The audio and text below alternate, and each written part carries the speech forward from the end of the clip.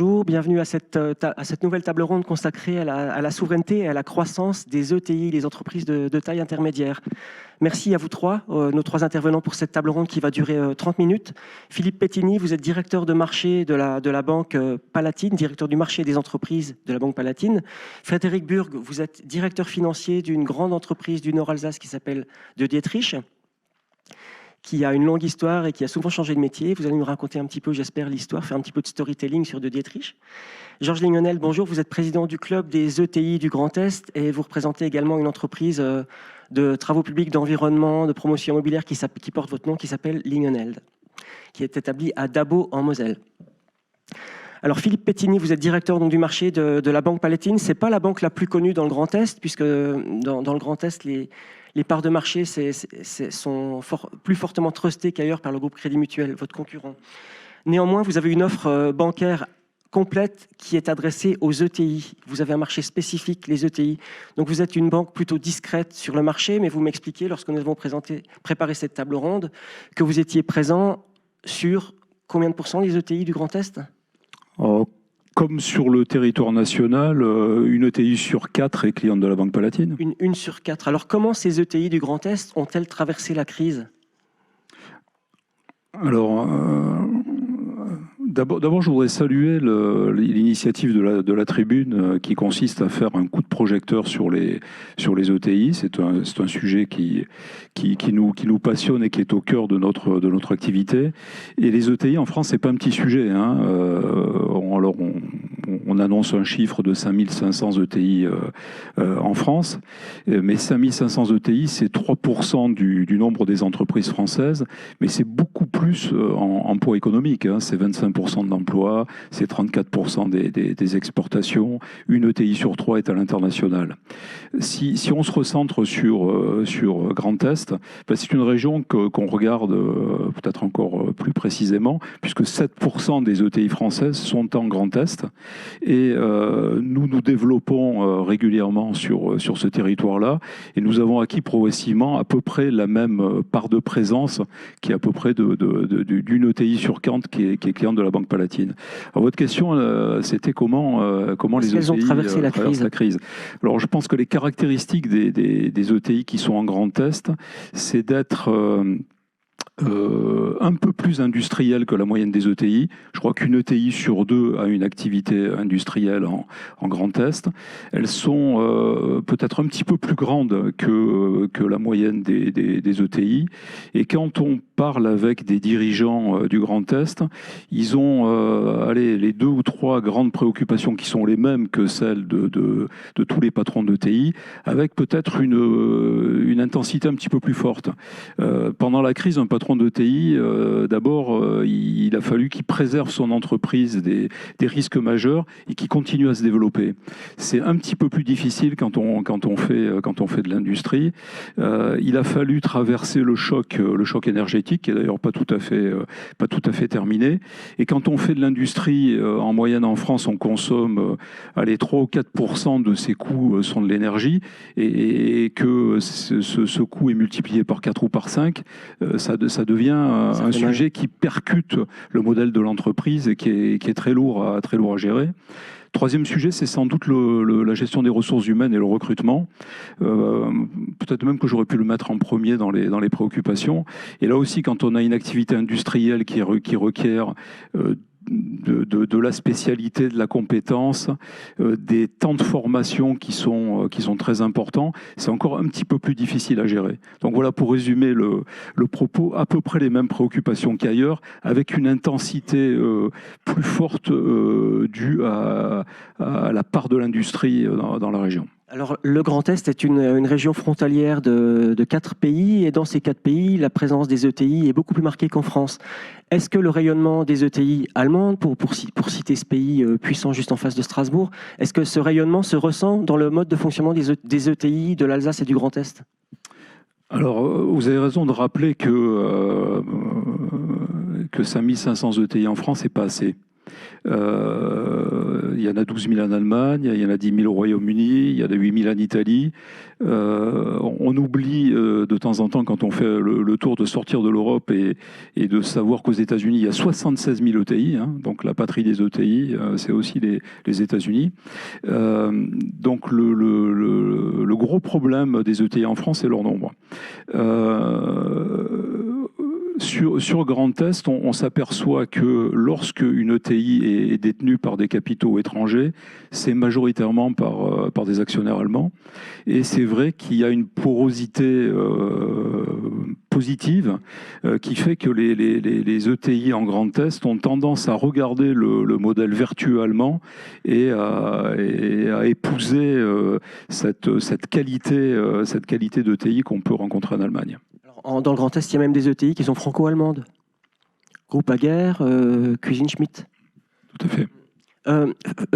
Frédéric Burg, vous êtes le directeur financier de Dietrich, entreprise du Nord Alsace qui a presque 4 siècles d'existence. C'est fondé en 1684. Oui, il y a une histoire assez importante. Oui. À quel moment de Dietrich est-elle devenue une ETI? Quand est-ce que vous avez franchi les seuils qui ont fait de vous une ETI? Alors là, il faudrait que je regarde dans les livres d'histoire de mes actionnaires, mais bon, l'histoire de Dietrich 1684 est très riche. Donc du coup, d'abord avec l'acier, les forges de Dietrich, et puis finalement un développement qui s'est diversifié. On a convenu le Dietrich la partie thermique, le Dietrich la partie électroménager, le Dietrich ferroviaire. Tout ça a été des fleurons, hein, des ETI en France. La famille s'est désengagée désormais de cette partie-là. Reste la partie historique du travail de l'acier, du travail du métal. Et donc du coup, cette activité se poursuit en tant qu'équipementier de l'activité pharmaceutique, de l'activité chimique, avec un chiffre d'affaires que l'on réalise au travers le monde entier de plus de 200 millions d'euros actuellement. Comment est-ce que votre entreprise a traversé la crise ces 3 dernières années? Alors du coup, nous on est dans l'industrie pharmaceutique. Alors du coup, ça nous a donné un petit coup de peps la partie pharma, puisque bon, nos clients sont Sanofi, Pfizer, AstraZeneca. Donc du coup, ça a été une partie qui pour nous on était un peu à l'inverse de ce que certaines entreprises ont pu connaître. Quand il y a eu les premier confinement, nos clients nous ont vraiment demandé de reprendre le travail très très vite, puisqu'ils avaient besoin de nos matériaux pour pouvoir fabriquer les médicaments et les vaccins.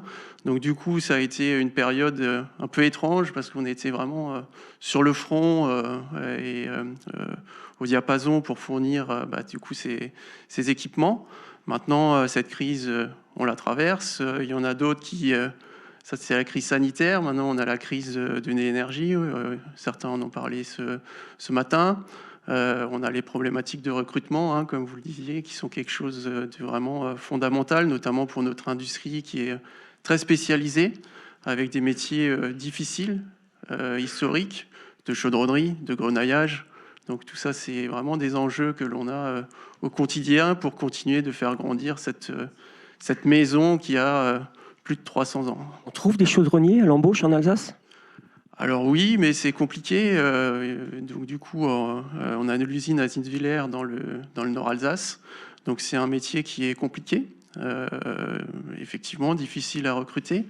Nous, ce que l'on a fait par rapport à ça, c'est qu'on a ouvert notre propre école de chaudronnerie qui est qualifiante. Hein. C'était dans l'histoire de Dietrich, il y avait toujours une partie formation, accompagnement. On parlait de l'école de Dietrich encore dans les débuts des années 1900 et donc des années 2000, 1900, ouais, pardon.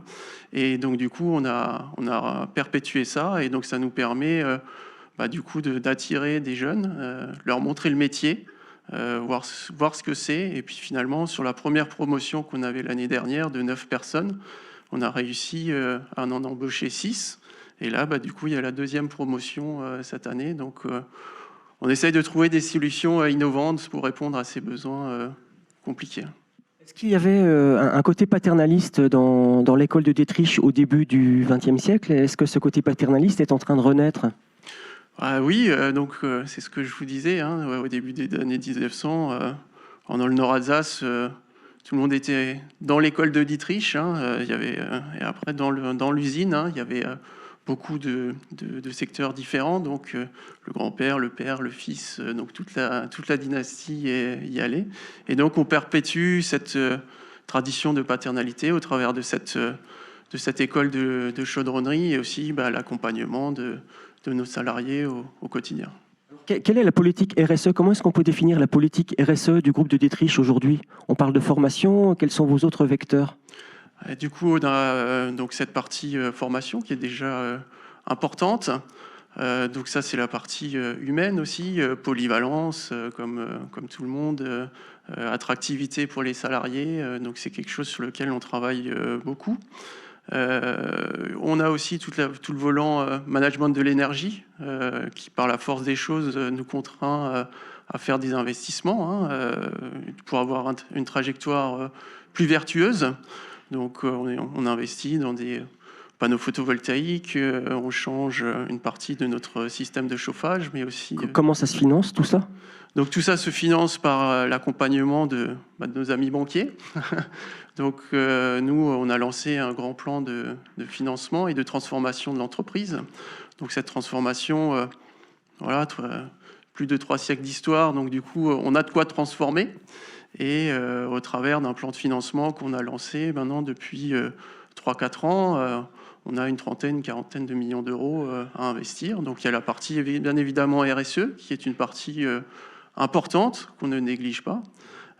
Et aussi modernisation de notre outil de production qui permet aussi à nos opérateurs d'être mieux dans leur travail, d'avoir des outils plus adaptés et d'avoir aussi un travail moins physique parce que voilà, on automatise nos chaînes de production là où on peut. On a quand même un métier très artisanal. Donc du coup, vous êtes dans un process industrie 4.0, vous numérisez l'usine? Alors on est en train de 4.0, bon, on n'y est pas encore tout à fait, en tout cas, on est en train de la digitaliser. Donc les écrans apparaissent maintenant dans l'usine. Donc chaque opérateur a sa tablette avec les derniers plans à jour. Donc du coup, ça permet d'avoir une transmission d'informations bien meilleure. Et l'organisation de certains ateliers est complètement dématérialisée. Donc c'est quand même des progrès qui pour nous sont importants. Merci. Georges Lignonel, vous êtes donc le président du club des ETI du Grand Est. Ce club compte combien de membres? À l'heure actuelle, nous sommes 70 membres Oui. dans le Grand Est, donc sur les 3 anciennes régions. Donc sur les 70 membres, donc il y a de petites ETI, mais néanmoins aussi des PME en devenir d'ETI, et donc après des ETI de grande taille. Et donc aujourd'hui, on représente une vingtaine de milliards d'euros de chiffre d'affaires avec 94 000 salariés. Et donc une croissance en 2 ans qui est de l'ordre de 10%. Malgré la crise, donc ça, on a vu que les ETI avaient des capacités d'investissement et aller au-delà, disons, des crises et donc y anticiper dans leur démarche. Donc même question qu'à Philippe Pétini. Et comment ces ETI ont-elles traversé la crise? Croissance de 10%, c'est ça le bilan? Alors, elles ont, pour certaines, été aussi en difficulté, puisque voilà, il y a aussi des ETI qui souffrent, hein, c'est clair, et notamment celles qui étaient dépendantes de l'énergie. Mais après, donc les ETI dans le Grand Est, on a la particularité d'être attirés aussi par les investissements étrangers, et donc aujourd'hui c'est la synergie, la dynamique qui crée cette dynamique, et ça on le ressent dans le monde des ETI. même les PME en devenir sont partis en international et font de la croissance et donc c'est assez remarquable dans l'ensemble. Mais moi je voudrais, Olivier, on se connaît depuis 20 ans, on peut se tutoyer, hein, saluer votre démarche Transformons la France. La France, la transformer, et je pense qu'elle en a besoin. Et c'est au cœur des régions qu'on arrive effectivement à transformer notre pays parce qu'il en a besoin. Et là, je dirais, vos étapes que vous faites, j'en ai écouté l'une ou l'autre, donc je salue cette démarche. Alors les ETI sont-elles le témoin d'une désindustrialisation du Grand Est ou pas ? Alors, en 2020, nous avons, avant les élections, avec le METI, on est parti sur le slogan « Travailler, produire et investir en France ». Et je pense que ce slogan a payé puisque nous avons une hausse de l'investissement de 40% sur le plan national et la création de 55 000 emplois au niveau du METI. Donc, c'est quand même quelque chose de remarquable dans l'ensemble, mais c'est aussi la vision. Et quand aujourd'hui on dit, transformons la France, je pense qu'il faut commencer par un certain nombre d'étapes qui sont une implantation, par exemple, de nouvelles usines. Aujourd'hui, ça relève du défi. On part sur la difficulté. Et moi, aujourd'hui, il y a deux mots, hein, lourdeur, lenteur. La lourdeur, ça a un coût énorme. Ça représente aux environs de 4% du PIB national. Et quant à la lenteur, quand on regarde Tesla qui s'est implanté en 2 ans sur Berlin, en plus dans une forêt, ça relève du défi. Il faut trouver effectivement en France quelqu'un qui, en 2 ans, arrive à monter son usine en plus dans une forêt. À l'époque, déjà, Pompidou disait arrêtez d'emmerder les Français. Et je pense que ça continue. Et au niveau des régions, on a cette possibilité, on a la possibilité aujourd'hui, avec les régions, d'aller plus loin au cœur des sujets, de façon à axer en fait la problématique pour qu'on arrive à implanter nos usines là où on veut. Et je pense que le Business Act, sur lequel les ETI ont énormément travaillé avec la région, ce Business Act est quand même une locomotive qui nous permettra effectivement d'avancer avec les services de l'État. Et je dirais la préfète qui est vraiment ici en Alsace, une préfète à la hauteur des besoins et des enjeux qu'il y a, je dirais avec les services de l'État, si on y travaille tous ensemble, on arrive à réaliser, à avancer concrètement. La préfète, me disiez-vous, lorsque nous avons préparé cette table ronde, intervient souvent en mode solution, c'est ça ? Ah oui, elle disait surtout, on va adapter la réglementation en mode solution. Je pense que tout est dit là-dedans, hein, et donc, mais derrière, il y a tout un cheminement en fait des services de l'administration, et tout est devenu trop long. Et donc, si on veut faire revenir les industries de Chine et les implanter chez nous, quitte même les entreprises qui veulent s'étendre, celles qui existent, hein, qui veulent s'étendre, je pense qu'il faut qu'on simplifie le mécanisme. Le choc de la simplification de Castex, hein, il y en avait plein dans les journaux, mais le choc, on l'attend toujours parce que voilà, il a un peu déraillé entre-temps. Il y a quand même des contre-exemples. On a eu tout à l'heure l'exemple de John Cockerill qui a monté sur une usine à Aspac en 2 ans et demi. 2 ans et demi. Oui. Ça a fonctionné, il nous l'a dit, M. Boudaliès, tout à l'heure. Non, mais on arrive quand même, mais voilà, c'est quand même pas normal qu'aujourd'hui, si on veut s'implanter quelque part, qu'il faut aller voir les préfets. On pourrait peut-être quand même, dans la démarche, toute logique, mais en fait, aujourd'hui, il y a aussi une chose, c'est les recours. C'est les recours sur les sujets, les projets. Et donc, quand on laisse plus de pouvoir aux associations et voilà, moi je pense que les recours aujourd'hui donnent un temps long à tous ces projets. Comment au niveau du club des ETI, comment est-ce que vous travaillez ensemble sur des questions de ressources humaines et sur des questions de RSE?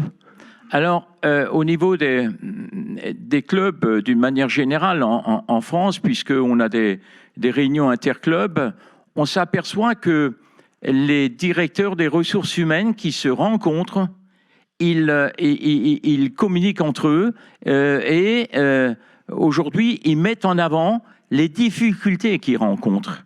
C'est résoudre aussi quelques problèmes.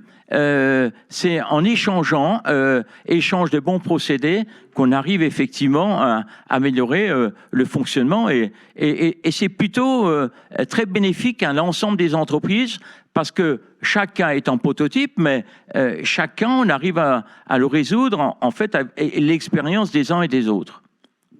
Monsieur Pettini, est-ce que les projets d'investissement des ETI dans le Grand Est sont suivis par la communauté bancaire? Comment est-ce que vous évaluez le risque, spécifiquement dans cette région? Alors, aujourd'hui, il n'y a pas, à mon sens, il n'y a pas de sujet de capacité à financer. Sur l'année 2022, quasiment toutes les banques ont battu des records de financement parce qu'il y avait beaucoup de projets. Il y avait aussi une anticipation des entreprises par rapport à une appréciation des taux d'intérêt qui a poussé à sortir certaines opérations. Alors, c'est vrai qu'il y a aujourd'hui, sur le plan mondial, une crise de liquidité qui est provoquée par des éléments très objectifs comme la hausse des taux. Je crois que tout le monde en est conscient, donc chaque banque prend des mesures pour pouvoir continuer à financer l'économie. De l'autre côté, nous avons fait ce qu'il fallait pour avoir un bilan qui soit tout à fait liquide et qui nous permette de continuer à accompagner nos clients au même rythme qu'on l'a fait jusqu'à présent. Est-ce qu'il y a une problématique PGE spécifique aussi dans le Grand Est ou sur certaines entreprises clientes dans le Grand Est? Non, pas à mon sens. Aujourd'hui, sur les retours qu'on a, on s'attend à un taux de défaillance de PGE qui est plutôt au-dessous de ce qu'on avait envisagé globalement, donc pas de sujet pour l'instant. Vous estimez qu'on a quand même eu des craintes sur certaines entreprises avec des PGE difficilement remboursables. Vous estimez que ces craintes, elles n'étaient pas justifiées ou qu'est-ce qui les a effacées? Aujourd'hui, la sinistralité, alors les choses peuvent évoluer dans le bon sens comme dans le mauvais, la sinistralité qui est évaluée est au-dessous de ce qui avait été budgété de nos craintes. Donc c'est plutôt bien.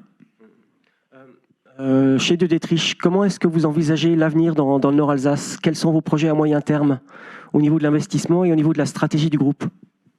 Donc au niveau de l'investissement, c'est continuer d'investir dans notre usine de Zinswiller. Donc l'année dernière, on a investi rien que sur le site de Zinswiller entre 5 et 6 millions d'euros. Donc c'est passé, comme je vous le disais, dans les machines, dans des modernisations, dans de la digitalisation. Et la stratégie, c'est de poursuivre toujours. On a progressé sur le chiffre d'affaires rien que sur cette usine de 30% en 3 ans. Donc ça, on a vocation à continuer à vraiment développer. Ce qui nous freine toujours, c'est les ressources humaines. On a beaucoup de bonne volonté, tout le monde tire dans le même sens. Les clients nous font confiance, on a un marché qui est là. Voilà, c'est vraiment la difficulté, c'est les ressources humaines et tout. Il faut qu'on trouve des solutions innovantes et modernes afin de capter. Qu'est-ce qui permet de dire que votre implantation à Zinswiller est pérenne?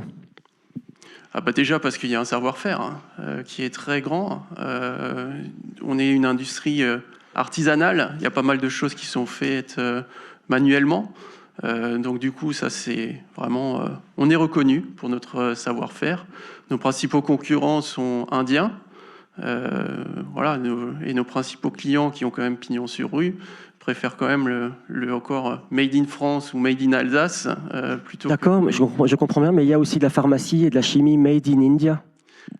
Ils sont plus dans leur secteur d'activité au niveau de l'Asie, où on va dire, je ne vais pas rentrer dans le détail, mais le mode de production en Inde n'est pas forcément le même que le mode de production en Europe, avec plus de réglementation, plus de normes à respecter. Voilà. Donc il y a vraiment faut séparer. Il y a presque deux mondes, je dirais. Sur ça. La présence au cœur du marché européen est importante et supporte la pérennité de votre implantation de Zinswiller. Exactement. Et Zinswiller est vraiment le vaisseau amiral, là où il y a toute la technologie, le savoir-faire, le développement, l'innovation. Donc voilà, on a encore des belles années devant nous. L'un des dirigeants historiques de votre groupe, M. Bello, disait que le groupe de Dietrich avait fait l'accordéon. Voilà. Grandir, rapetissir, avec des disparitions d'activités dans le ferroviaire, dans l'électroménager, en ce moment, d'ailleurs également dans l'exploitation forestière. Actuellement, vous êtes en position d'accordéon refermé. Est-ce qu'il y a des projets d'extension, d'expansion et de création de nouvelles activités ? Alors du coup, oui, on est sur des projets d'innovation, comme de recyclage d'amiante, donc qui vraiment serait différenciant par rapport à notre cœur d'activité. Donc ça, c'est voilà, on est aussi très dans cette partie, ce que nous on appelle chimie verte. On travaille sur des projets aussi de recyclage de plastique, et donc nos équipements sont totalement adaptés pour ces nouveaux segments de marché.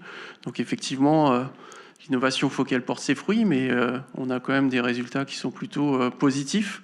Après, il faut lever parfois certaines difficultés que l'on peut avoir dans l'obtention. L'amiante, c'est compliqué à traiter, hein, donc il y a des autorisations à avoir, donc parfois on est ralenti sur ce côté-là. Mais l'accordéon est en train de se rouvrir.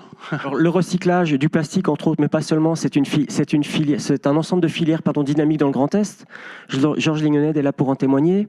L'investissement de Loop à Carlin est là pour en témoigner aussi. Est-ce que vous êtes équipementier de ces projets d'implantation dans le Grand Est ? Alors pour le moment, non, mais voilà, je pense qu'à l'avenir, il y aura d'autres projets qui naîtront, pour lesquels De Dietrich accompagnera. Quelle est la part de vos marchés locaux dans votre activité ? Vraiment locaux. Alors, Grand Est. Grand Est, je dirais qu'on doit avoir 5% de notre activité sur la partie Grand Est. Après, on est exportateur, on suit nos clients qui sont des grands noms internationaux, mais voilà, il y a une partie qui est quand même réalisée en Alsace, enfin dans le Grand Est. Ça m'inspire une question logistique. La logistique au départ de Zinswiller, elle est compliquée ou elle est facile ?